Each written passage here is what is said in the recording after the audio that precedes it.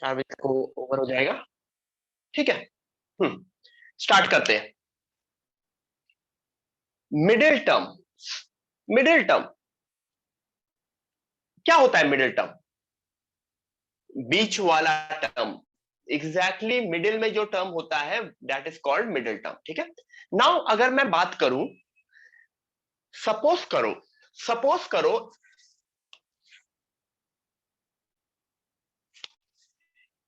n is equal to 3 है, तो कितने टर्म्स होंगे? अगर n 3 है तो कितने टर्म्स होंगे? अगर n 3 है तो देयर वुड बी 4 टर्म्स। अभी कुछ लोग 3 आंसर बोल रहे हैं, रिवाइज करके आने को मैंने बोला था। अगर n 3 है तो 4 term, t1 t2 t3 t4। और n अगर 4 है तो कितने टर्म्स होंगे? 5 term, t1 t2 t3 t4 t5। तो देखो n अगर 4 है, n अगर 4 है तो कितने मिडिल टर्म्स आ रहे हैं? n अगर 4 है तो मिडिल टर्म में t3। तो मेरा ये कहना है अगर n इवन है, if n is even, then there would be only one middle term which would be t of n by 2 plus 1। मतलब जैसे मैं यहां पे लिखा हूं t of 4 by 2 plus 1। am I correct? t3, t3, right?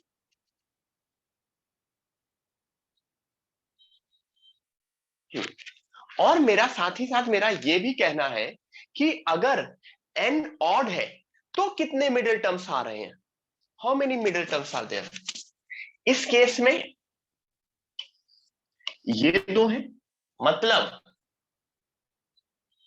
t2 and t3, यानी t of 3 plus 1 by 2, t of 3 plus 3 by 2, n plus 3 by 2, 3। देखो this is t2, this is t3। तो ये फॉर्मूला होता है जो तुमको पता होना चाहिए। n इवन के केस में क्या होगा? n by 2 plus 1। ऑड के केस में क्या होगा? n plus 1 by 2 and n plus 3 by 2। लिख लो इसको, ये पेज पूरा का पूरा लिख लो सब लोग। तो ये डायरेक्टली मिडिल टर्म का फॉर्मूला हुआ जो कि तुमसे पूछा जाएगा क्वेश्चन एग्जाम में। ठीक है, everyone please write it down.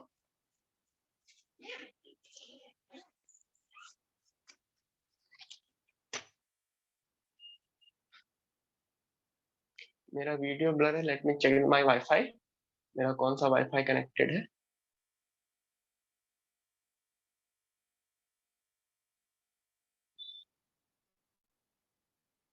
मैं वाईफाई चेंज कर दे।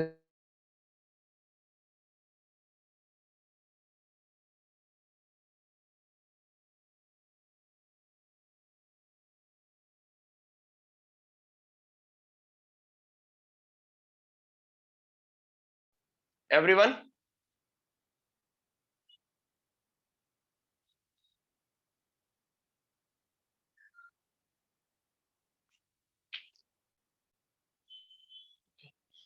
कुछ लोगों को क्लियर दिख रहा है? ग्रेट। ठीक है, अगर कुछ लोगों को क्लियर दिख रहा है तो फिर इशू थोड़ा मेरे साइड से कम हो सकता है।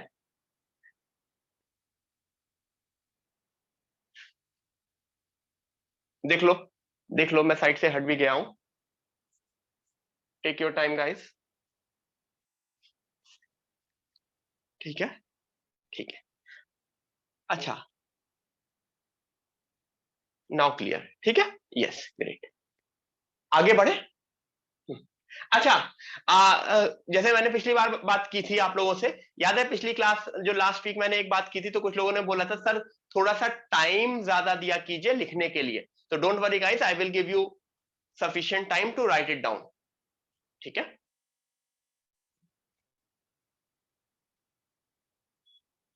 फिर भी कभी ऐसा होगा कि कभी कभी मैं स्किप कर जाऊंगा, तो डोंट वरी, मतलब वो नेक्स्ट, मतलब वो शीट के थ्रू भी शेयर कर लेना। But I will try to make sure कि मैं अच्छा खासा टाइम दूं। आगे बढ़े। Find the middle term in the expansion of 3a minus a cube by 6। Formula क्या था? दो तरह के फॉर्मूले थे, n/2 + 1 वाला था, और दूसरा वाला केस क्या था? n+1/2 n+3/2। इसमें कौन सा केस है? Which case is this?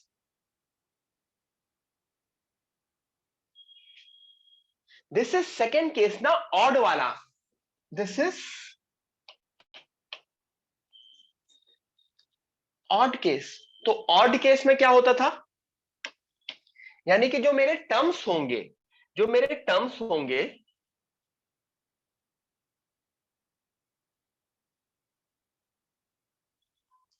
एक होगा n+1/2 और एक होगा n+3/2।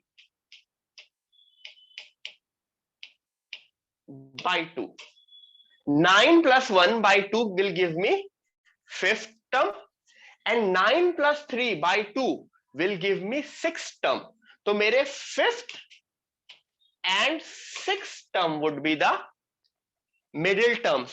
Now fifth term को किस तरह से लिखा जाता है? fifth term को t4+1 लिखा जाता है। तो this is t4+1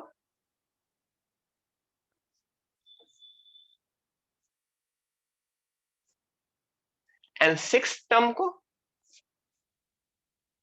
ठीक है। सो आंसर देख लो, एवरीवन आंसर देख लो, t5th एंड t6th है।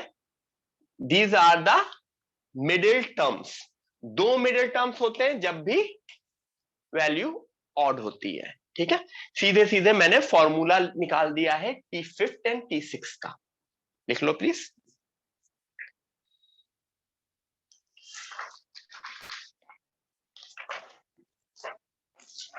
ठीक है एवरीवन, दो फॉर्मूले बताए हैं मैंने, एक ऑफ t(n/2 + 1) बताया है और t(n+1/2, n+3/2)। सेकेंड वाला केस ऑड के लिए लगता है, तो मैंने ऑड वाले केस में सीधे सीधे लगाया है, क्योंकि n की वैल्यू मेरी ऑड थी। तो ऑड में दो वैल्यूज निकलती हैं और दोनों वैल्यूज को फिर मैंने निकाल दिया है, ठीक है। आगे करें, नेक्स्ट करें।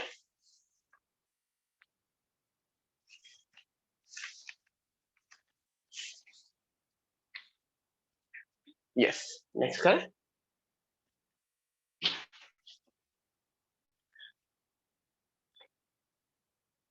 Prove that coefficient of middle term इन 1+, ये मैं सही कर दे रहा हूं, ये क्या लिखा है? मैं इसे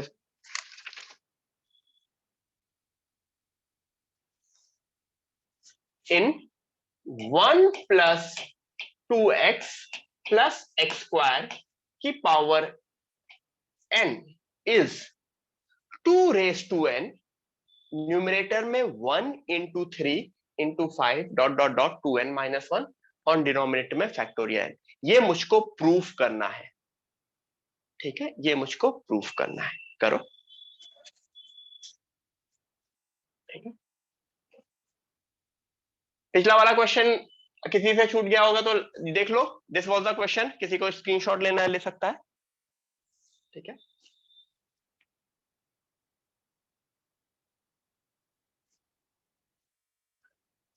दिस इज द क्वेश्चन, ठीक है। मुझको प्रूफ करना है the coefficient of middle term in 1+2x + x² की whole power n is 2n, 1 × 3 × 5 ... 2n-1 upon factorial. आज आप लोगों को इसका होमवर्क मिल जाएगा बाय टुनाइट, तो उसको करना शुरू कर देना। The homework would be based on general term, expansion, this thing, middle term, और एक चीज आज हम और देखेंगे, न्यूमेरिकली ग्रेटेस्ट टर्म, ठीक है, न्यूमेरिकली ग्रेटेस्ट टर्म।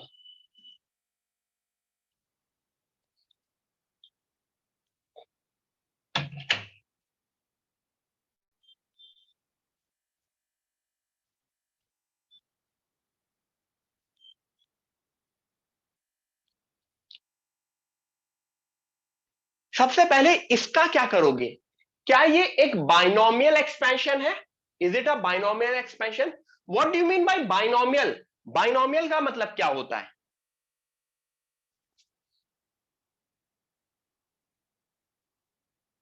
दो टर्म। बाइनोमियल का मतलब दो टर्म। यहां पे तीन टर्म है, ठीक है, यहां पे तीन टर्म है, तो तीन टर्म को लेकिन मैं दो टर्म में कन्वर्ट कर सकता हूं, क्योंकि ये काफी नोन चीज है, मतलब ये कोई आर्बिट चीज नहीं है, this is a known known thing, ठीक है। कैसे हो जाएगा ये?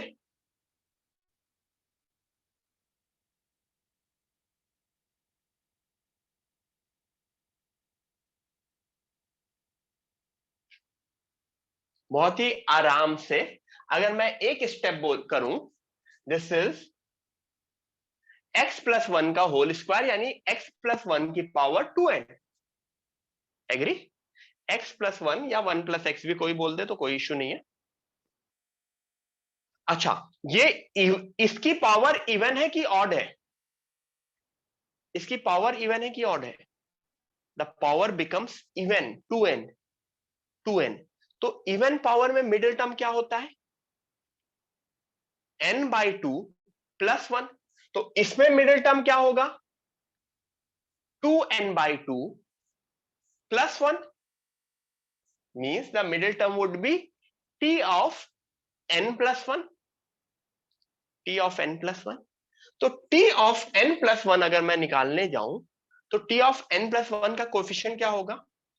2n cn x raise to n 1 raise to n। सबको यहां तक क्लियर है? 2n cn would be the coefficients, ठीक है।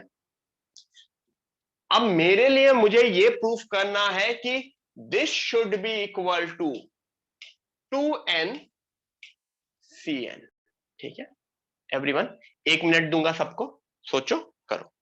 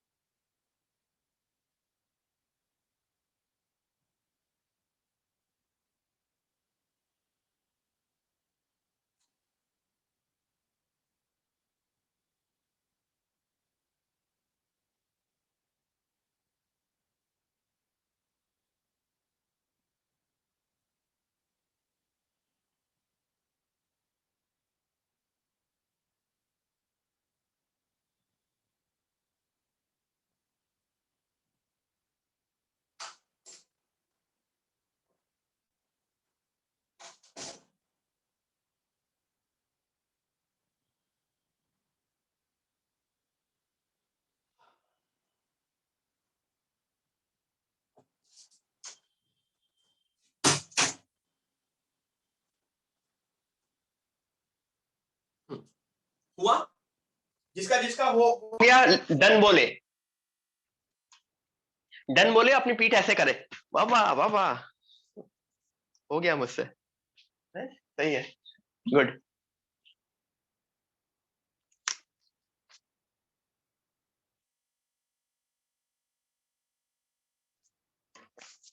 ठीक है, अच्छा, तो मुझको अब यही प्रूफ करना है, आई हैव टू प्रूफ कि 2n cn is equal to this. तो अब 2n cn को मैं लिखना चाहूंगा। What is 2n cn? Factorial 2n upon factorial n factorial n। ये चीज तो समझ में आ गई सबको? अच्छा, फैक्टोरियल n, एक फैक्टोरियल n तो मिल गया, तो मुझे बेसिकली बाकी जो बचा उसको मैच कराना है। कैसे? 2n होता क्या, फैक्टोरियल 2n क्या होता है? मैं एक एग्जांपल के थ्रू समझाऊं, ज्यादा क्लियरली समझ में आएगा। मुझे सपोज करो 8c4 निकालना है, या 8c4 नहीं, 10c5 दिखाता हूं। थोड़ा सा और बड़ा नंबर होगा 10C5. 10C5 would be 10 into 9 into 8 into 7 into 6 into 5 into 4 into 3 into 2 upon denominator में क्या होगा फैक्टोरियल 5 इंटू फैक्टोरियल 5. जो दूसरा वाला फैक्टोरियल 5 है वो 5 इंटू 4 इंटू 3 इंटू 2 लिख देता हूं. ठीक है, लिख देता हूं. दिख रहा है सबको? अब देखो क्या हो रहा है. ये वाला 5 मैं कलर चेंज करूंगा. ये वाला 5 को इसके साथ कैंसिल किया 2 मिला. ये वाले 4 को इसके साथ कैंसिल किया 2 मिला. इस 3 को इसके साथ कैंसिल किया 2 मिला. इस 2 को 4 के साथ कैंसिल किया 2 मिला. तो देखो कितने 2 मिल रहे हैं. How many 2 you are getting in the end? 5 2 मिल रहे हैं ना. वही वो ये 2 रेस टू n है. यही वो 2 रेस टू n है. और जो ऑड नंबर्स बच रहे हैं, कौन से ऑड नंबर? 9 7 5 3. वो ये नंबर है. चाहे तो इधर से काउंट करना शुरू करो. 1 3 5 7 9. तो 1 3 5 7 9 कहां तक जाएगा? 2 n माइनस 1. ठीक है, यहां तो मैंने एग्जाम्पल के थ्रू समझाने की कोशिश की, बट ऑब्वियसली मैं इसको लिखाऊंगा भी. ठीक है, मैक्सिमम वैल्यू क्या आ रही है? 9, which is 2n minus 1. What is 2n? 2n is 10. 10 minus 1 start होगा 10 से, विच इज 2n. 2n के से जस्ट छोटा नंबर क्या होगा? 2n minus 1. ठीक है, तो यहां तक होपफुली सबने लिखा था. तो मैं नेक्स्ट पेज पे ऑब्वियसली देखो इसको क्या किया. 2n से शुरू किया. 2n minus 1 2n minus 2 up to 1 आएगा. हर एक ऑड नंबर से, सॉरी, हर एक इवन नंबर से 2 2 2 निकाल सकते थे. तो वो 2 रेस टू n बन गया था आगे यहां पे कैंसिलेशन, और बाकी बचे n माइनस 1. थोड़ा सा यहां पे सर ने गलत लिखा है, मैं ही लिख देता हूं. 2 रेस टू n बार हुआ. ब्रैकेट में क्या बचा? एक 2n minus 1 2n minus 3 up to 3 1 बचा, as well as n minus n minus 1 n minus 2 n minus 1 n minus 2 up to ये भी 1 बचेगा. डिनोमिनेटर में factorial n into factorial n है, तो एक फैक्टोरियल n ऊपर वाले उससे कैंसिल हो जाएगा, और बाकी जो बचा था वो मैंने प्रूफ कर दिया. ठीक है, सॉरी मैं पीछे ही दिखा देता हूं. तो ये मैंने एग्जाम्पल के थ्रू भी प्रूफ कर दिया. प्रूविंग वाले क्वेश्चन में तुम्हें सबसे पहले समझ में आना चाहिए कि जो मैं कर रहा हूं वो सही है. उसके बाद मुझे कॉन्सेप्ट को रिलेट करना होना है. ठीक है, clear everyone? Are we clear? तो this way we have done it. Which way we have done it? हमने बेसिकली क्या किया? 2ncn को प्रूफ करने की कोशिश की कि 2ncn इज दैट. हर नीचे 2 फैक्टोरियल आ रहे थे, एक फैक्टोरियल को एज इट इज लिया और दूसरे वाले फैक्टोरियल को ऊपर वाले हर इवन टर्म से कैंसिल कर दिया, क्योंकि हर इवन टर्म से जब मैं कैंसिल करूंगा तो 2 2 2 2 2 बचता चला जाएगा 2 रेस टू n. तो दिस वाज कम. ठीक है, ये वो 2 2 है जो मैंने ये सर्कल किए हैं ना. दीज आर दोस 2 2 2 2 2 जो बच रहे हैं, और बाकी सब नीचे से कैंसिल हो जा रहे हैं. ठीक है, आगे करें.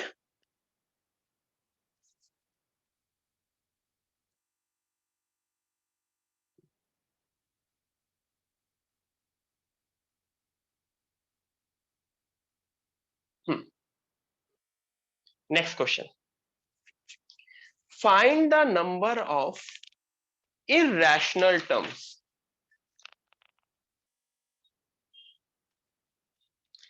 Find the number of irrational terms in this.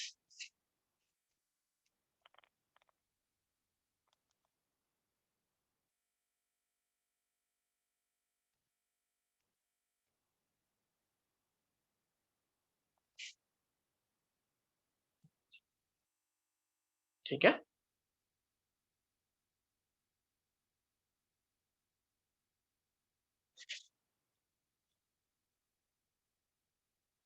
Rational और इरैशनल का कॉन्सेप्ट सबको पता है? What is the difference between rational and irrational?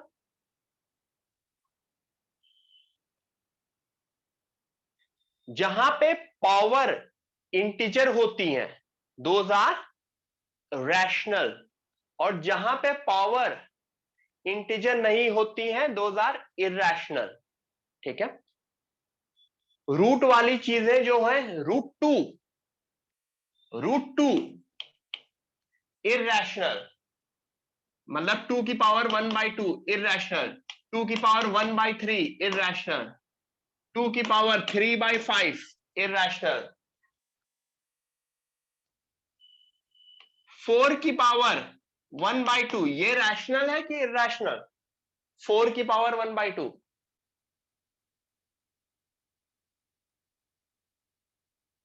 Rational है, क्योंकि 4 की पावर 1/2 बिकम्स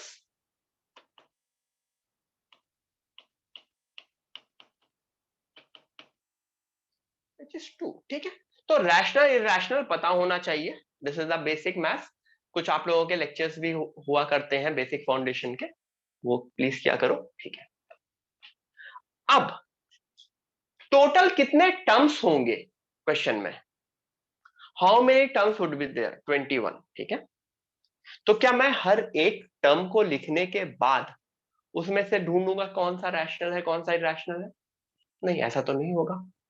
तो क्या करते थे, पिछली क्लास में हमने वो कॉन्सेप्ट देखा है, जब भी मुझको कोई भी टर्म के बारे में कुछ पता करना होता था क्या करते थे? यस, काफी लोग आंसर दे रहे हैं, बाकी लोग भी आंसर दे. We need to look at general term. General term, ठीक है, इसका जनरल टर्म क्या होगा? टी आर प्लस 1 इसका क्या होगा?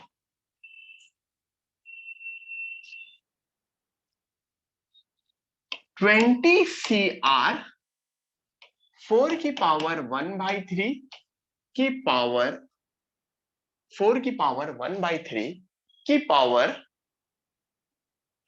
20 माइनस आर अपॉन 6 की पावर 1/4 की power r. Am I correct? Is this the general term? ये सबको लिखना आना चाहिए. ठीक है, ये नहीं आता देन तुम लोगों ने पिछली क्लास में मिस किया है. ठीक है, पिछली क्लास तुम लोगों को रिवाइज करनी. जिसको भी ये लिखना नहीं आ रहा है तो मैं बोलूंगा कि प्लीज रिवाइज लास्ट क्लास. ठीक है, ठीक है. अच्छा,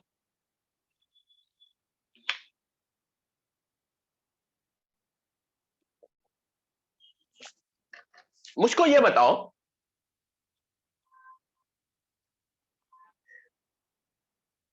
ये 20 CR तो हमेशा रैशनल होगा ना? 20 CR फैक्टोरियल वाले तो हमेशा रैशनल होते हैं ना. फैक्टोरियल्स, जो रैशनल इरैशनल चीजें आती हैं वो पावर से आती हैं. तो मुझे किससे कोई मतलब नहीं है. मुझे किससे मतलब है? मुझे यहां पावर और इन पावर से मतलब है, पावर से. ठीक है, अच्छा, 4. क्या 4 एक प्राइम नंबर है? क्या 4 एक प्राइम नंबर है? नहीं. हमेशा जब भी पावर, याद करो, प्राइम फैक्टर्स के टर्म्स में लिखते थे ना. जब भी किसी नंबर के बारे में तुम कैंसलेशन भी सोचते हो तो you think in terms of its prime factors, तभी वो कैंसिल हो सकता है ना. तो 4 को क्या लिख सकते हो? अब मैं 20 CR से मुझे कोई मतलब नहीं है. 4 को क्या लिख सकते हो? 2 की पावर 2, 2 की पावर 2, तो विच बिकम्स 2 की पावर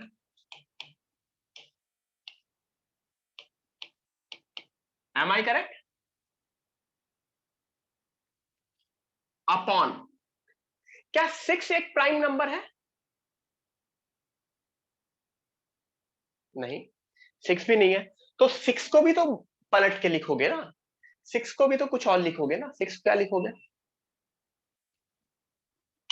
2 की पावर 1/4 इंटू 3 की पावर 1/4 की पावर। ठीक है, यहां तक क्लियर हुआ? देखो मैंने स्टेप बाय स्टेप बता रहा हूं। सबसे पहले जनरल टर्म लिख दिया, फिर मैंने उनको प्राइम फैक्टर्स के टर्म्स में लिख दिया। मैं फिर अब ये पावर क्या बनेगी?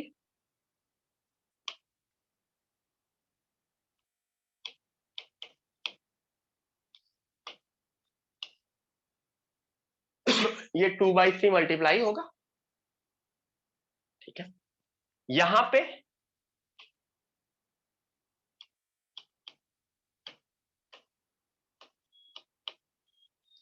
3 की पावर r/4 आएगा।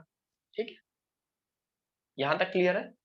ठीक है, अच्छा, अगर सेम नंबर डिवाइड होते हैं तो पावर्स क्या हो जाती हैं? सेम नंबर डिवाइड होते हैं तो पावर्स क्या हो जाती हैं? सब्ट्रैक्ट हो जाती है ना। 2 की power 40 minus 2r/3 minus r/4 whole upon 3 की पावर r/4। यहां तक सबको क्लियर है? कोई कंफ्यूजन यहां तक? ठीक है, ये 2 की पावर थी, ये 2 की पावर थी। ऑब्वियसली जब पावर्स डिवाइड होती हैं, सॉरी, जब नंबर्स डिवाइड होते हैं तो पावर सब्ट्रैक्ट हो जाती है। ये चीज बेसिक इंडाइसेस का कॉन्सेप्ट है। ठीक है, ये क्लियर हो गया?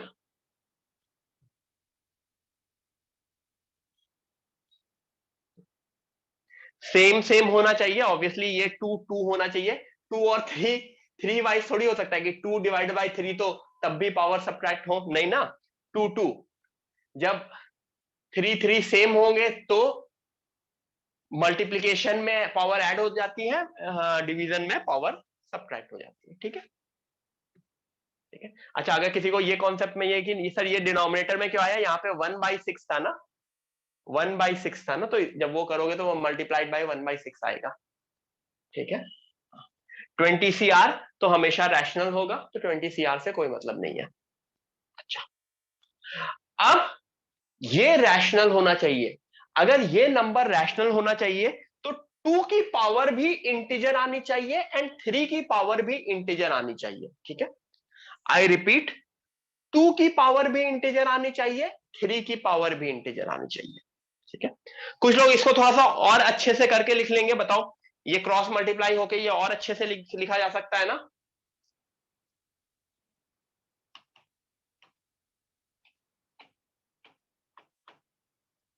डिनोमिनेटर 12, ऊपर शायद 160 minus 11r, am I correct? 160 minus 11r, LCM लेना पता होना चाहिए। 160 माइनस 11r/12।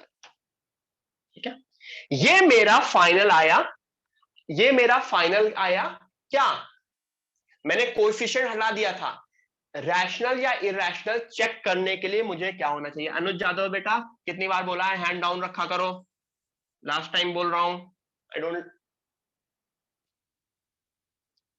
ठीक है, 2 की पावर 160 माइनस 11r/12, 3 की पावर r/4। क्या इंटीजर्स होने चाहिए इनमें? इंटीजर्स क्या होने चाहिए?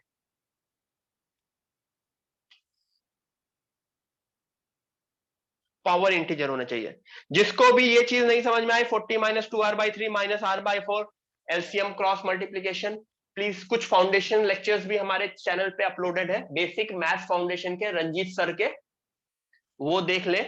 उसमें ये सारी चीजें बताई गई हैं, एलसीएम लेके क्रॉस मल्टीप्लाई करना, राइट? अच्छा, आर क्या क्या हो सकता है? आर क्या क्या हो सकता है?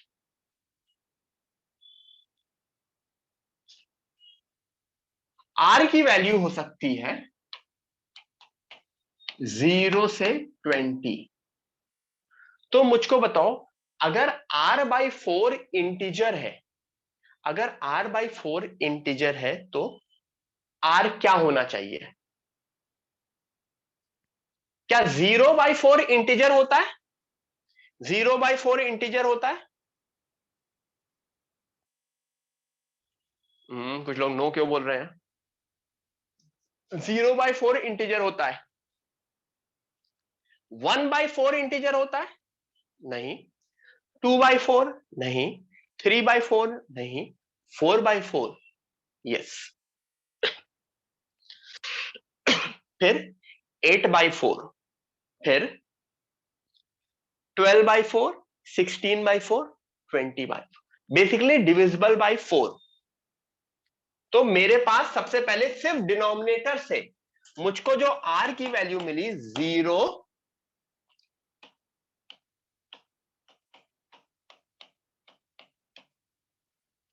ठीक है।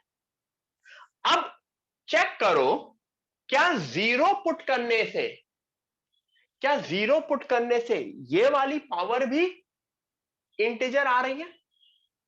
जीरो पुट किया, 160 माइनस 0/12 नहीं आएगी। पुट करके देखोगे? नो। तो मैं क्या जीरो को कट कर सकता हूं?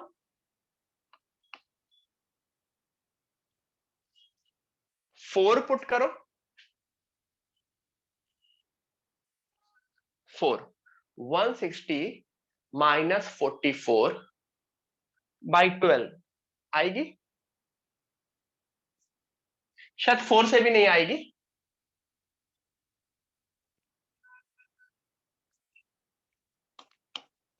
8 पुट करो, 160 माइनस 88, 72।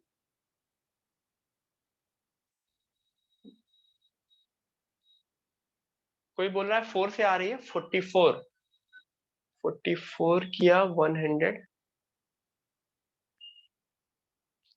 नहीं आ रही होगी ना 4 से, 4 से नहीं आ रही है, 8 से आ रही है, 8 से। 8 पुट करोगे? यस। तो इसका मतलब 8 है। 12 पुट करो, सीधे सीधे पुट करके देखोगे? 20 तो 20 भी पुट करोगे एंड 16 भी पुट करोगे। एक शायद 8 से आती है, दूसरा किससे और से आती है? Tell me.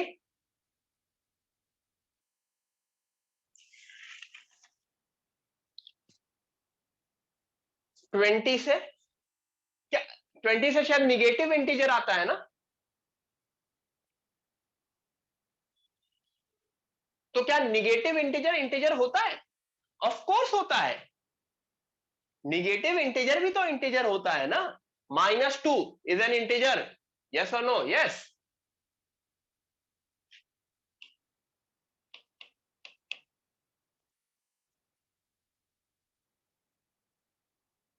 My final answer is basically 8 and 20। इसका मतलब there are how many terms पूछा है? Find number of irrational terms।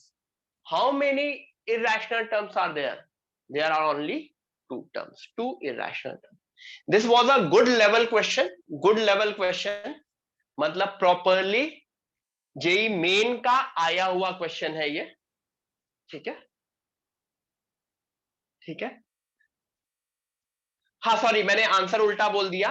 These these are the rational terms, मैंने आंसर उल्टा बोल दिया। These are the rational terms, they are two rational terms. तो irrational terms कितने होंगे? ये तो मैंने रैशनल चीजें निकाल रहा था ना मैं, रैशनल। इरैशनल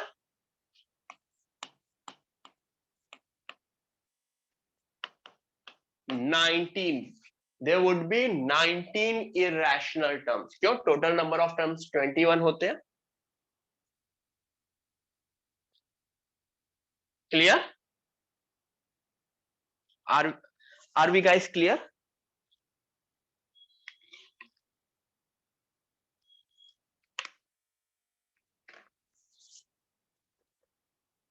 होमवर्क में मैं ऐसा क्वेश्चन दूंगा जो आप लोगों को करना है। ऑब्वियसली नहीं होगा तो होमवर्क के डिस्कशन के टाइम भी, ठीक है, होमवर्क के डिस्कशन के टाइम भी समझ में आएगा। ठीक है, मेरा ये बोलना है कि जब भी रैशनल पूछा गए जाए, जब भी रैशनल पूछा जाए तो उसमें रैशनल में मुझे पावर जो होनी चाहिए वो इंटीजर होनी चाहिए। ठीक है, किसको पिछले का स्क्रीनशॉट किसको लेना था बेटा? इतना पीछे में स्क्रीनशॉट कैसे लोगे? ले लो, इसका स्क्रीनशॉट ले लो, तो काफी टाइम तक डिस्कस किया था ना। ठीक है, there were two rational terms, तो number of irrational terms would be 19 क्योंकि total terms 21 है। ठीक है, गॉट इट? इतना क्लियर? ठीक है, आगे बढ़े।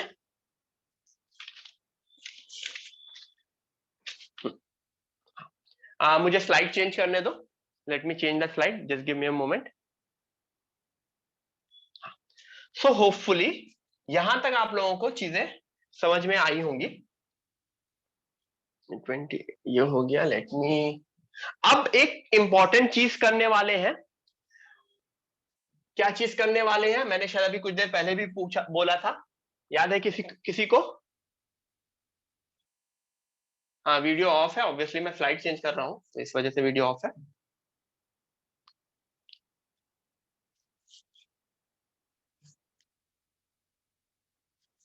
क्या मैंने बोला था अभी कुछ देर पहले?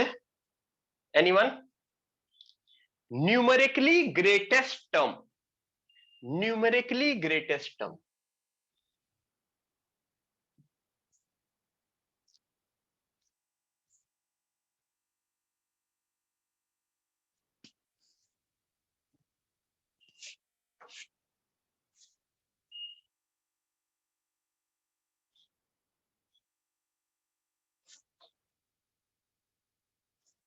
अच्छा, मुझको ये बताओ, मुझको ये बताओ 3 एंड 5 में विच इज ग्रेटेस्ट?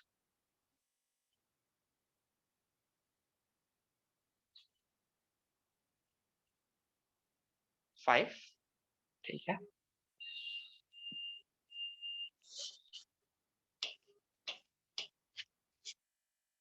3 एंड -5 में विच इज ग्रेटेस्ट? 3, सब लोग बोलेंगे 3। लेकिन अगर मैंने न्यूमेरिकली ग्रेटेस्ट टर्म, एनजीटी बोलते हैं शॉर्ट फॉर्म में, अभी लिखा भी दूंगा, न्यूमेरिकली ग्रेटेस्ट टर्म बोल दूंगा, तो दिस वुड बी ग्रेटर, क्योंकि उसकी एब्सोल्यूट वैल्यू की बात कर रहा हूं मैं। I am not considering negative sign, positive negative I don't care, मुझे उसकी वैल्यू की बात कर रहा हूं। इसी वजह से मैं मॉड मॉड लगाता हूं। वो जो मॉड मॉड हमेशा हर चीज को पॉजिटिव कर देता है ना। ठीक है, मैग्नीट्यूड, जो जैसे आपने फिजिक्स में भी पढ़ा होगा, या मॉड लगाना। ठीक है, तो न्यूमेरिकली ग्रेटेस्ट टर्म में मुझे positive negative I don't care, पहली बात तो ये हो गया। ठीक है, ठीक है, तो मेरा हेडिंग है न्यूमेरिकली ग्रेटेस्ट टर्म। ठीक है,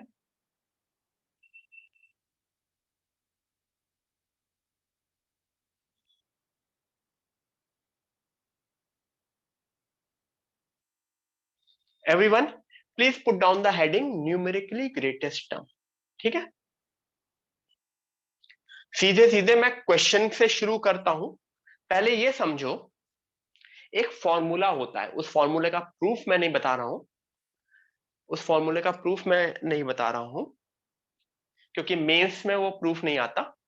एडवांस में उस प्रूफ के ऊपर बैक ट्रैक क्वेश्चन किया जा सकता है, या उसकी उसके कॉन्सेप्ट की अंडरस्टैंडिंग से बैक ट्रैक क्वेश्चन किया जा सकता है। मेरा बस ये बोलना है कि जो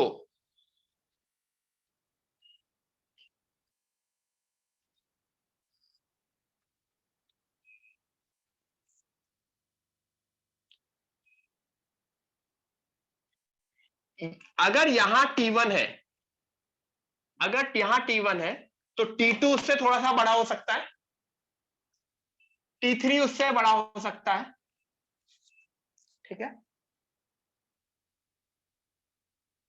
फिर T4 उससे थोड़ा सा नीचे हो सकता है, T5 उससे नीचे आ सकता है, T6 उससे नीचे आ सकता है, T7 उससे नीचे आ सकता है, T8 उससे।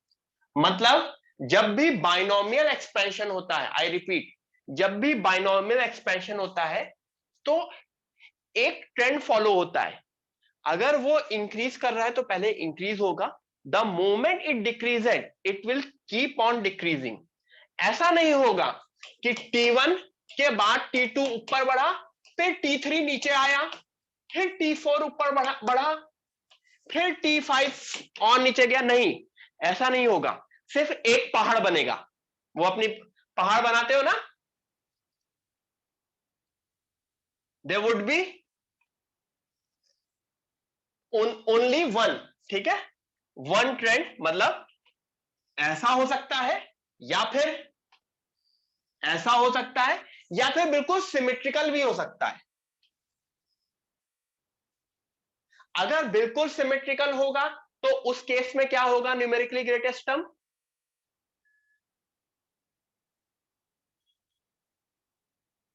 Would be the middle term. Symmetrical होगा तो middle term would be the numerically greatest term, ठीक है। हाँ, यहां पे जो भी वैल्यूज मैं लिख रहा हूं दे आर एब्सोल्यूट वैल्यूज। वहां पे मैं पॉजिटिव नेगेटिव का कोई कोई भी केस नहीं ले रहा हूं, ठीक है। तो अब इसको किस तरह से चेक किया जाए, ठीक है, इसको किस तरह से चेक किया जाए? लोगों ने बोला कि सर T1 के बाद T2 आया, के बाद T3 आया, फिर T4 आया, फिर T5, T6, T7, ठीक है। तो मुझे बस ये चेक करना है, मुझे ये चेक करना है कि T4 should be greater than equal to T3। जब तक वैल्यू इंक्रीज करती चली जा रही है, जिस आर तक वैल्यू इंक्रीज करती चली जा रही है, तब तक मुझे न्यूमेरिकली ग्रेटेस्ट टर्म ढूंढना पड़ेगा। The moment I reach the top most point I am done, ठीक है, ठीक है। अब वो कैसे करेंगे? वो उसके लिए एक फॉर्मूला लोगों ने बनाया। वो फॉर्मूला क्या है, मैं इस क्वेश्चन के तरह करना चाहूंगा। Find the numerically greatest term in 7 - 5x की whole power 11 where x is equal to 10/3।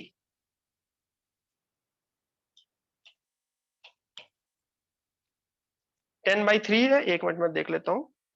नहीं, 2/3, not 10/3, sorry. where x is equal to 2/3। यहां पे क्वेश्चन इसी तरह का आएगा, बिल्कुल सिंपल सा डायरेक्ट क्वेश्चन आता है। सब लोग ध्यान रखना, हम दो क्वेश्चन करेंगे इसके ऊपर based.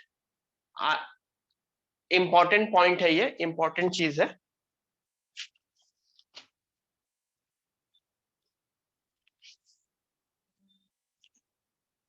Find numerically greatest term in 7 - 5x की whole power 11 where x is equal to 2/3। Exam में बहुत बार आएगा। कोई आप में से कर नहीं पाएगा पहले, जब तक मैं बताऊंगा नहीं। तो पहला क्वेश्चन मैं बताऊंगा, नेक्स्ट दो क्वेश्चन आप करेंगे, ठीक है। 3 क्वेश्चन हम करने वाले हैं everyone. We will do 3 questions today. उसके बाद आपका न्यूमेरिकली ग्रेटेस्ट टर्म की आपकी अंडरस्टैंडिंग क्लियर हो जाएगी, ठीक है।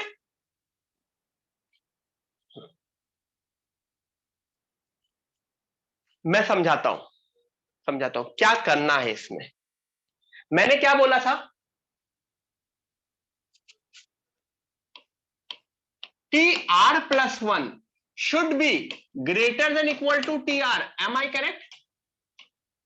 मैंने कुछ ऐसा बोला था ना।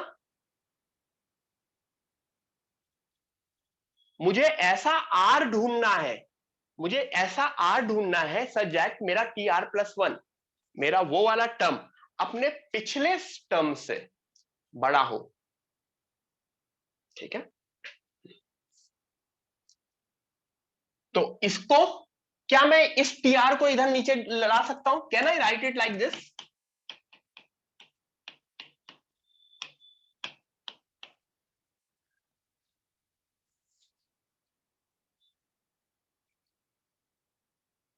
लिख सकता हूं, इसमें भी कोई प्रॉब्लम तो नहीं है ना? ठीक है, तो this is my formula. I repeat, my formula is T are plus one by T R का mod should be greater than equal to one. इससे मुझे जो भी आर मिलेगा, इससे मुझे जो भी आर मिलेगा, that should give me the answer. ठीक है, इसको लिखने की कोई जरूरत नहीं, क्योंकि हम कहीं पे भी एक्सपैंड नहीं करने वाले हैं। मेरा ये कहना है condition for numerically greatest term is this. Please write it down everyone. Condition for numerically greatest term is T are plus one by T r greater than equal to one. ठीक है, यानी कहीं ना कहीं साइड में मुझको दो चीजों की जरूरत है। कौन सी दो चीजों की जरूरत है? यहां पे कौन सी दो चीजों की जरूरत है?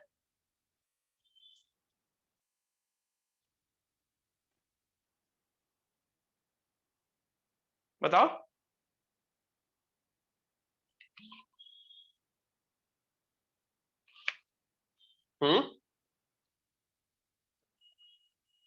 विच two things I need? T are plus one and T R. T are plus one and T R, क्योंकि वो पुट करूंगा। टी आर प्लस वन क्या होगा? क्वेश्चन का टी आर प्लस वन क्या होगा? 11 सी आर, 11 सी आर 7 की power 11 minus r minus 5x की power r. Am I correct? देखो बिल्कुल कोने में है बट सही है। अच्छा, टी आर क्या होगा? टी आर क्या होगा?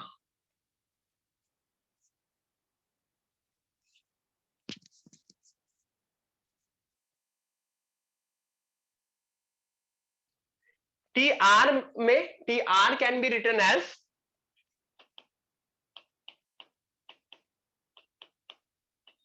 मेरा जो आर है वो आर माइनस वन से रिप्लेस हो जाएगा ना। 11 C r minus one, 11 C r minus one 7 की power 11 minus r minus one,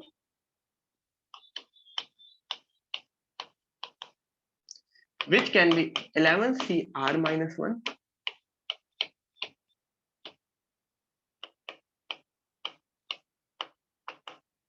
ठीक है, तो देखो मैंने वही लिखा है, ये 11 सी आर माइनस वन होगा यहाँ पे। न्यूमिनेटर है 11 सी आर 7 की power 11 minus r minus 5x की power are.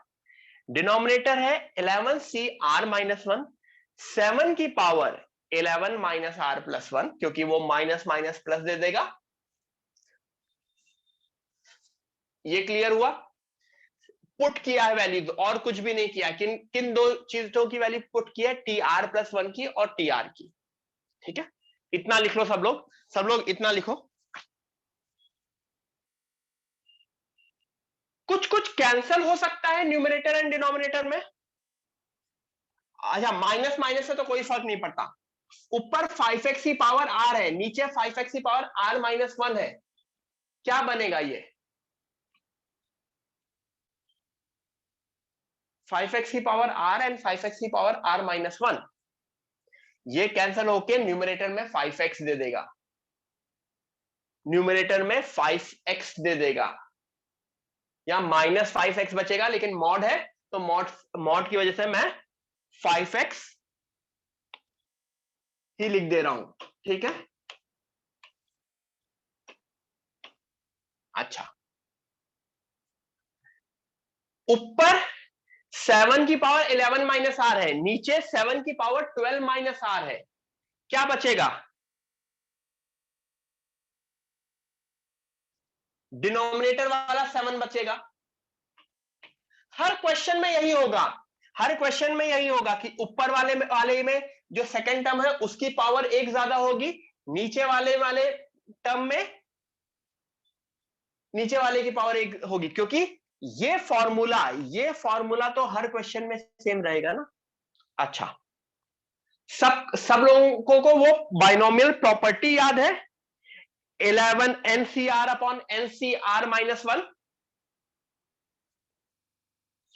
NCR upon NCR minus 1 लिखाया था, पिछली क्लास में भी लिखाया था, उससे पहले भी लिखाया था।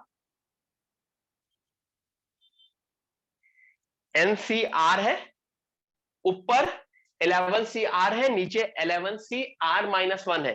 फॉर्मूला होता था N माइनस R प्लस 1, यानी 11 minus R plus 1 upon R। Am I correct?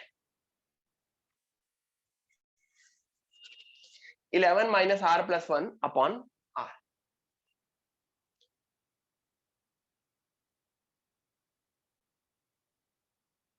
ठीक है, ठीक है, तो मैं इसको वापस से दिखा रहा हूं। ये 11 माइनस R माइनस 1 था, हाँ, ये बन गया 11 minus R plus 1 upon R, 5x by 7। ये जो 3 स्टेप्स है ना, ये हर क्वेश्चन में सेम रहेंगे न्यूमेरिकली ग्रेटेस्ट टर्म में। T are plus 1 upon T R करोगे, ऊपर वाला टी आर प्लस 1 लिखोगे, नीचे वाला टी आर लिखोगे, दोनों टर्म अलग, यहां तक। ठीक है, अब क्या, अब एक चीज करनी पड़ेगी, क्या करनी पड़ेगी? कुछ लोग बोल भी रहे थे मुझको, put x is equal to 2/3। तो 10/21 आ गया, सब पॉजिटिव है, तो मॉड हटा सकते हो ना, एवरीथिंग इज पॉजिटिव है, कोई भी निगेटिव है अंदर? नहीं, सब पॉजिटिव है, तो मॉड हटा दिया, तो ये बन गया 120 माइनस 10R,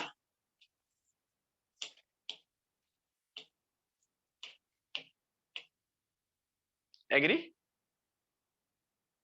क्रॉस मल्टीप्लाई किया, क्रॉस मल्टीप्लाई किया,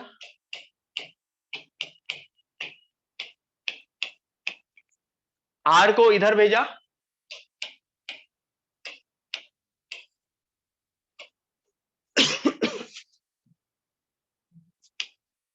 बहुत लोगों को इसमें इश्यू आए होंगे, I totally agree. First time कोई भी न्यूमेरिकली ग्रेटेस्ट टर्म पढ़ता है तो उसको इश्यू आते हैं, तो इसी वजह से अभी 2 क्वेश्चन और करेंगे, उससे चीजें क्लियर हो जाएंगी। ठीक है, 31 से डिवाइड किया 120 को, 31 से डिवाइड किया तो क्या बनेगा? R less than equal to 3.9,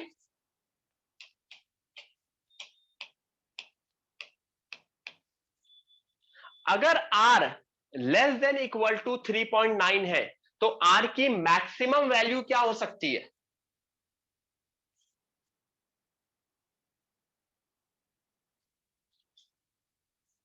this implies R, क्योंकि R इंटीजर होता है ना, तो R की मैक्सिमम वैल्यू क्या हो सकती है?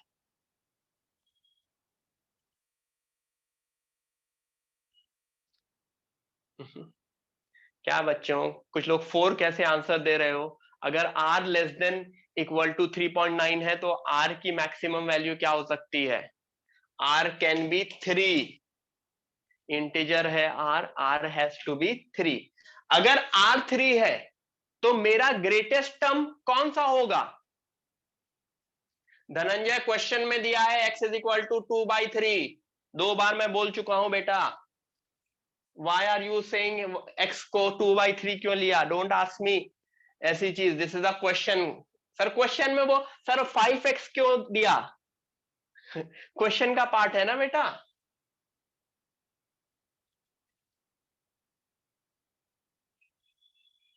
r इज इक्वल टू 3, तो अगर r 3 है तो मेरा न्यूमेरिकली ग्रेटेस्ट टर्म क्या होगा?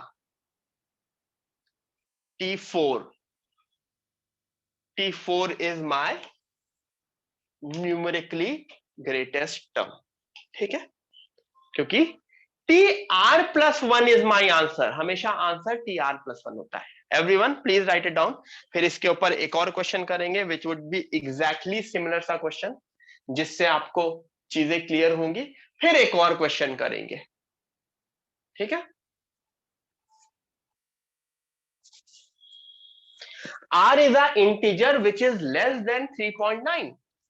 तो R की वैल्यू क्या होगी?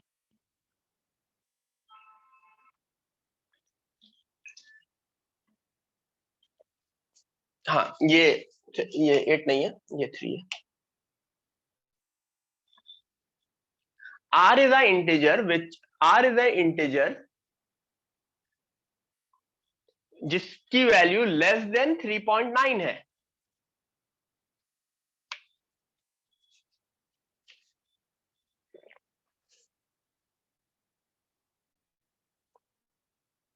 ठीक है. मैंने क्यों क्रॉस मल्टीप्लाई कर दिया इनइक्वालिटी में? क्योंकि सब पॉजिटिव था. मैंने मॉड ले लिया. If everything is positive you can do anything. You can square, you can cross multiply everything. लेकिन निगेटिव होता तो नहीं कर सकते, तो इसी वजह से मैंने मॉड लिया था. ठीक है, क्लियर? अगर किसी को नहीं समझ में आया तो डोंट वरी, एग्जैक्टली सिमिलर सा क्वेश्चन एक और बार करेंगे तो उससे चीजें और करेंगे. ठीक है. This is my numerically greatest term. Which is my numerically greatest term? T4. T4 is my numerically greatest term. ठीक है.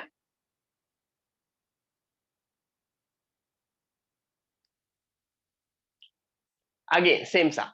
Find the greatest term in the expansion of 2 minus 3x की power 9, where x is equal to 3/2.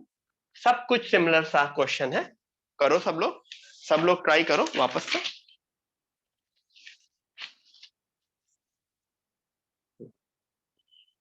ठीक है. अगर किसी को पिछली slide का मिसिंग है तो प्लीज स्क्रीनशॉट ले लो इसका.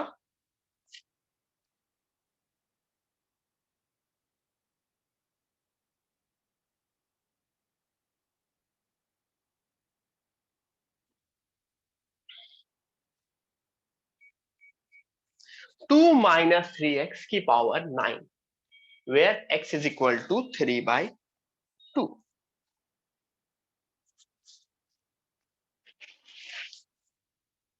What is the first step? सबसे पहला स्टेप क्या है? मेरी कंडीशन लिखना. कौन सी condition? TR plus 1 by TR का mod should be greater than equal to.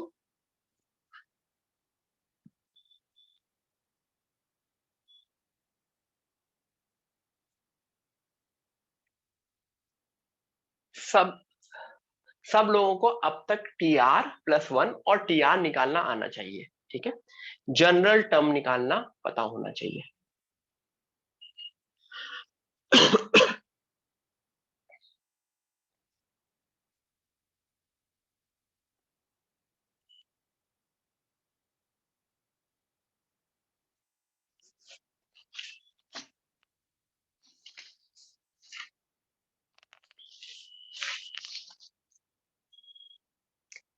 अब मैं नेक्स्ट स्टेप में TR plus 1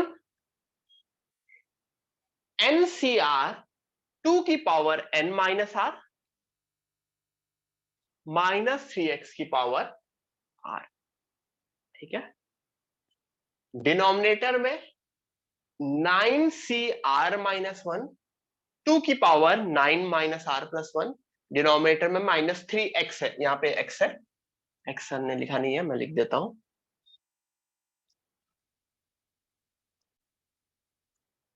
ठीक है, माइनस 3x की power n minus 1.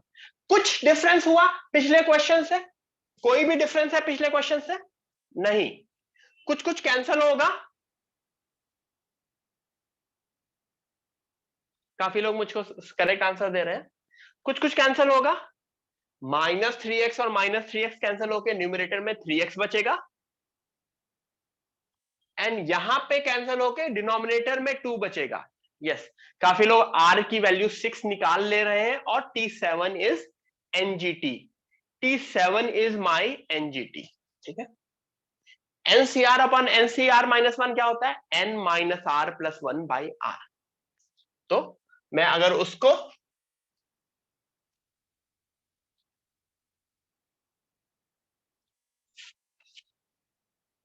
n minus r plus 1 by r, numerator में -3x, डिनोमिनेटर में 2, यहां तक क्लियर। अब x की वैल्यू 3/2 पुट कर दिया, -3, 3/2 और ये 2 हाफ। ठीक है, तो इसको जैसे ही पुट कर दोगे, न्यूमरेटर क्या बन जाएगा, 10 minus r 3 into 9 upon denominator क्या बन जाएगा, 4r। Am I correct?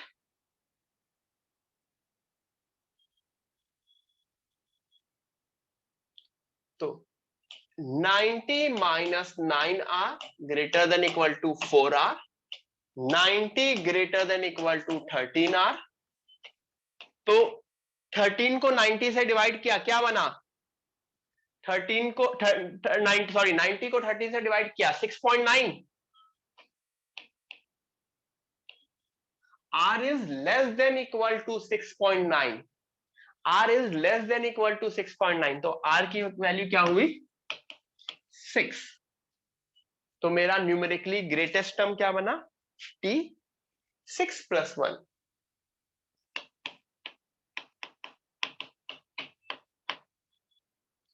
t7 is my numerically greatest term।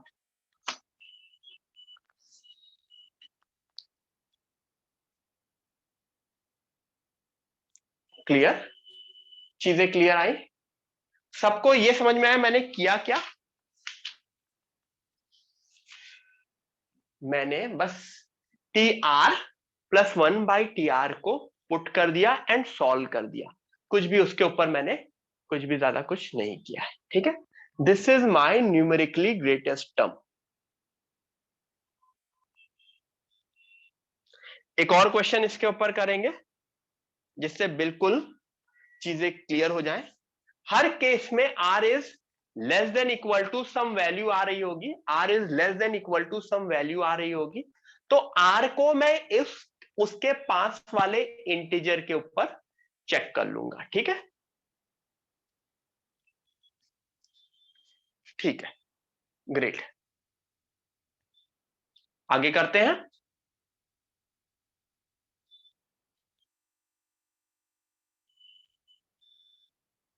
ये ऑब्वियसली ये पूरा उसका सॉल्विंग था, इसको मतलब वैसे भी कर सकते, जैसे भी करो।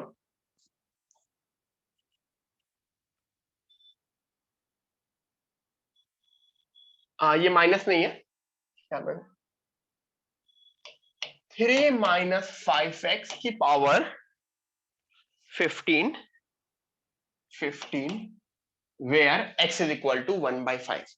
इस क्वेश्चन में एवरीथिंग वुड बी सेम, बस एक छोटा सा नया कॉन्सेप्ट पता चलेगा जिससे मेरा न्यूमेरिकली ग्रेटेस्ट टर्म का कॉन्सेप्ट खत्म होगा। ठीक है, वो एक माइन्यूट सा कॉन्सेप्ट है, वो इस क्वेश्चन में पता चलेगा। Everyone do this, everyone do this question. मुझको न्यूमेरिकली ग्रेटेस्ट टर्म निकालना है,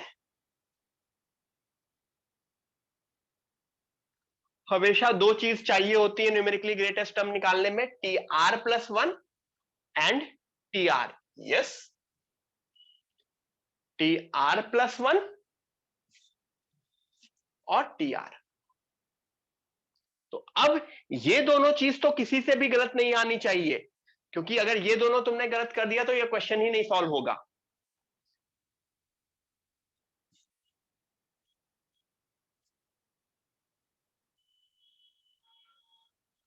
करो, सोचो, सोचना नहीं है इसमें कुछ बेसिकली। हाँ, next step T are plus 1/TR greater than equal to 1, वही अपनी पुरानी चीज।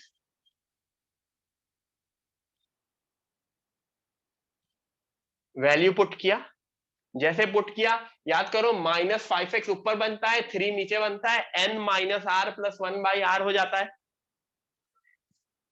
n minus r plus 1/r, ये कैंसिल होगा तो डिनोमिनेटर में 3, ये कैंसिल होगा तो न्यूमरेटर में -5x। 16 minus R by are 1/3, और x को मैंने 1/5 पुट कर दिया तो वो 1 बन गया। x को मैंने 1/5 पुट कर दिया 1। निगेटिव साइन मैं अंदर का उड़ा सकता हूं, क्यों? क्योंकि मॉड है। तो 16 माइनस आर ग्रेट,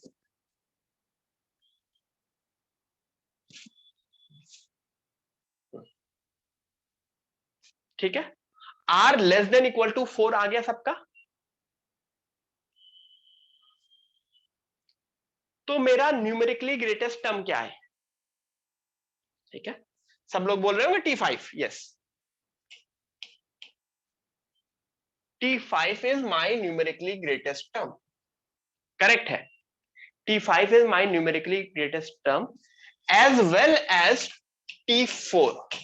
जब भी R परफेक्ट इंटीजर आएगा, जब भी R यहां पे परफेक्ट इंटीजर आएगा, तो मैं वो TR और TR प्लस 1 दोनों मेरे न्यूमेरिकली ग्रेटेस्ट टर्म होंगे। बेसिकली उसमें जो मेरा पहाड़ बन रहा होगा, इंक्रीज कर रहा होगा, फिर दो वैल्यू सेम आएंगी, फिर डिक्रीज कर रहा होगा। मिड जो ग्रेटेस्ट टर्म्स बीच के दो टर्म्स हैं वो इक्वल हो जाएंगे जब भी यहां पे परफेक्ट इंटीजर आएगा। ठीक है, when ever this is an integer, अगर इंटीजर नहीं है तो वो, ठीक है। जैसे याद करो हमने सीक्वेंस सीरीज में क्या किया था?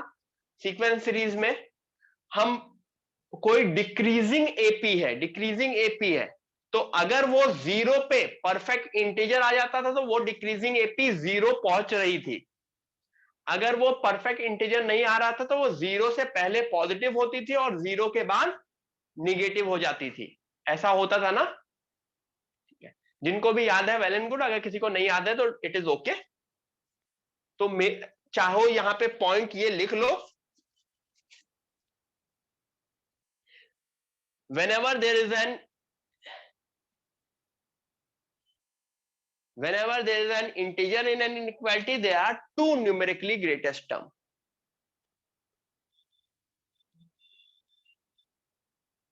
ठीक है, everyone please write it down।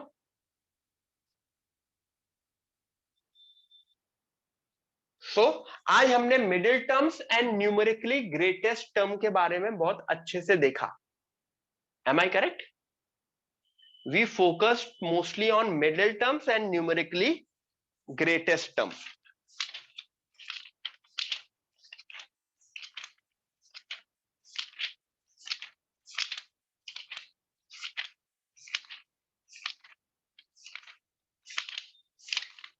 ठीक है, क्लियर हुआ सबको? अभी क्लियर हो गया?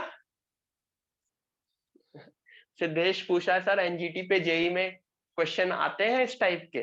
बेटा आते होंगे तभी तो पढ़ा रहा हूं ना।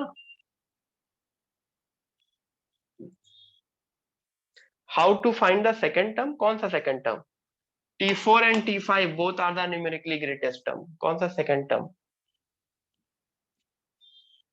बेटा अगर मैं कुछ भी पढ़ा रहा हूं तो ये क्वेश्चन मत पूछा सर इस पे क्वेश्चन आते हैं क्या? ऑब्वियसली आते होंगे तभी तो मैं पढ़ा रहा हूँ। अगर नहीं आ रहे होंगे या जरूरत नहीं होगी तो फिर नहीं पढ़ाऊंगा। ठीक है, ठीक है। मुझसे आर कभी भी नहीं पूछा जाता, पहली बात ये समझा। Nobody will ask you r, they will ask you which term is numerically greatest term. तो मेरे लिए जो न्यूमेरिकली ग्रेटेस्ट टर्म है T4 एंड T5। ठीक है, T4 भी मेरा न्यूमेरिकली ग्रेटेस्ट टर्म है, T5 obviously. T4 and T5 की वैल्यू तो तुम निकाल ही सकते हो। कैसे?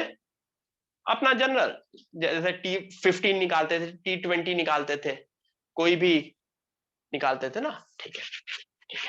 हाँ, अब नेक्स्ट क्लास में हम क्या करेंगे बेसिकली, मैं हल्का सा इंट्रोडक्शन दे देता हूं, बस 2 मिनट, 2-5 मिनट का, जिससे आपको आइडिया हो जाएगा कि नेक्स्ट क्लास हम जब शुरू करेंगे।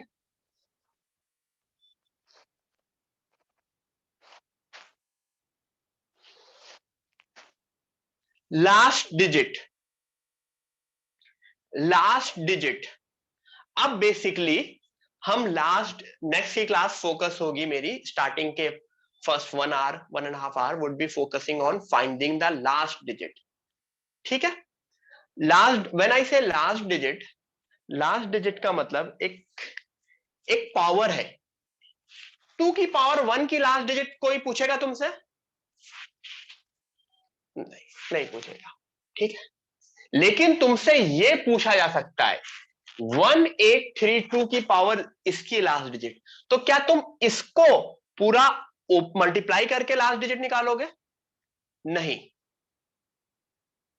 ठीक है, ये पूछा जा सकता है तुमसे। अच्छा, मुझको बताओ क्या इसकी लास्ट डिजिट और इसकी लास्ट डिजिट सेम होगी? Just tell me this thing, क्या ये दोनों की लास्ट डिजिट सेम होगी?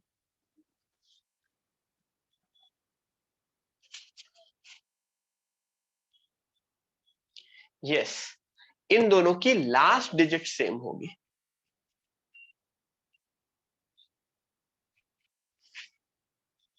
क्योंकि लास्ट डिजिट मेरे लास्ट नंबर के ऊपर डिपेंड करेगी, 2 के ऊपर। खुद ही देख लो, जब भी इसको मल्टीप्लाई करोगे 1832 1832 1832 मल्टीप्लाई करोगे, तो इन दोनों को मल्टीप्लाई करोगे तो सबसे लास्ट डिजिट क्या आएगी?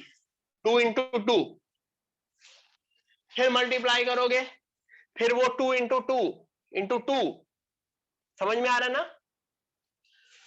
तो अगर मैं लास्ट डिजिट की बात करूं तो last digit depends only on my last digit, unit place, ठीक है। अच्छा, तो क्या होगा? 2 की पावर 1 तो 2 होता है, 2 की पावर 2 4 होता है, 2 की पावर 3 8 होता है, 2 की पावर 4 6 होता है, एंड 2 की पावर, देखो ये सब अभी भूल जाओ, ये सब अभी भूल जाओ। 2 4 8 6 2, एम आई करेक्ट? कुछ लोग बोल रहे हैं 16, यहां पे 6 नहीं 16। इज इट 6 और 16?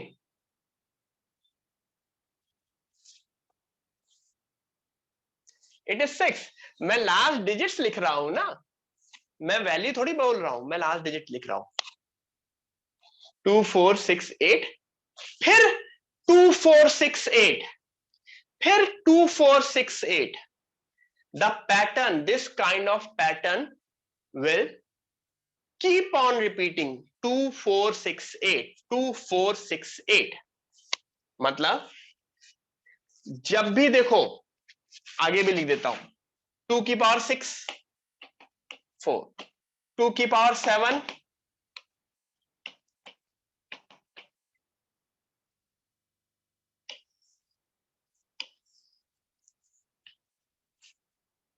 अगर मैं पावर को 4 से डिवाइड कर रहा हूं और रिमाइंडर 1 आ रहा है तो 2, पावर को 4 से डिवाइड कर रहा हूं, रिमाइंडर 2 आ रहा है तो 4, रिमाइंडर 3, रिमाइंडर 0, ठीक है।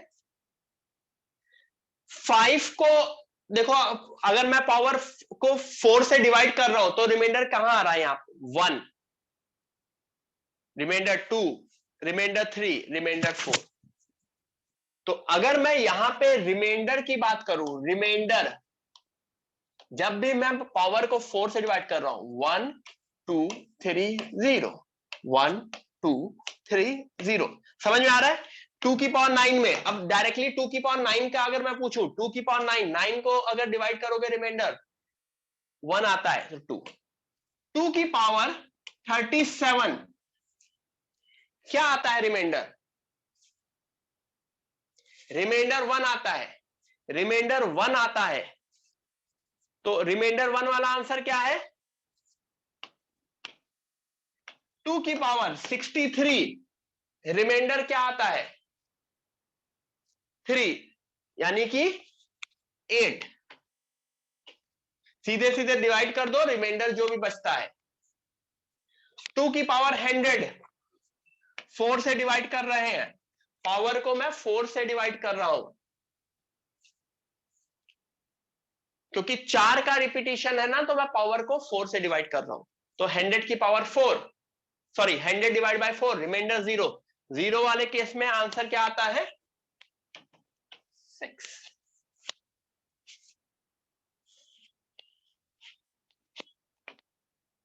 टू की पावर 110, 110 को 4 से डिवाइड करो, रिमाइंडर 2, रिमाइंडर 2 वाला केस आंसर 4। ठीक है, डोंट वरी गाइस, ये नेक्स्ट क्लास में मैं यहीं से शुरू करूंगा। सो अगर किसी को कुछ भी इशू है तो मेरा ये कहना है, ठीक है, सीधे सीधे 100569 को 4 से डिवाइड करो, जो भी रिमाइंडर आएगा। अच्छा, डिविजिबिलिटी बाय 4 को अगर चेक करना है तो शायद 10th में पढ़ा होगा, divisibility bye 4 can be checked using last 2 digits only. Divisibility bye 4 के लिए मुझे सिर्फ और सिर्फ लास्ट 2 डिजिट्स चाहिए होता है। तो अगर मुझे इसको 4 से डिवाइड करना है तो मुझे सिर्फ और सिर्फ 69 को 4 से डिवाइड करना होगा। तो अगर मैं 69 को 4 से डिवाइड करूंगा तो रिमाइंडर क्या आएगा 1 आएगा। रिमाइंडर 1 वाला में डिजिट क्या होती है 2। ठीक है, सो डोंट वरी गाइस, ये सारी की सारी चीजें मैं वापस नेक्स्ट क्लास में यहीं से स्टार्ट करूंगा। मुझे बस हल्का सा इंट्रोडक्शन देना था कि लास्ट नेक्स्ट क्लास में मैं क्या करूंगा।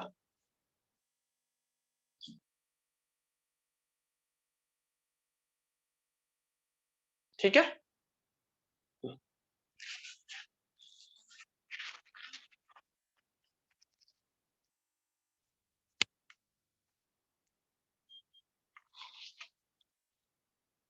चलो एवरीवन, अगर किसी को कोई डाउट है पूछ सकता है, आई एम अवेलेबल, मतलब ऐसे पूछ सकता है। Rest everyone of you can leave. हाँ, मैं पीडीएफ भी शेयर कर दूंगा, नो इश्यूज।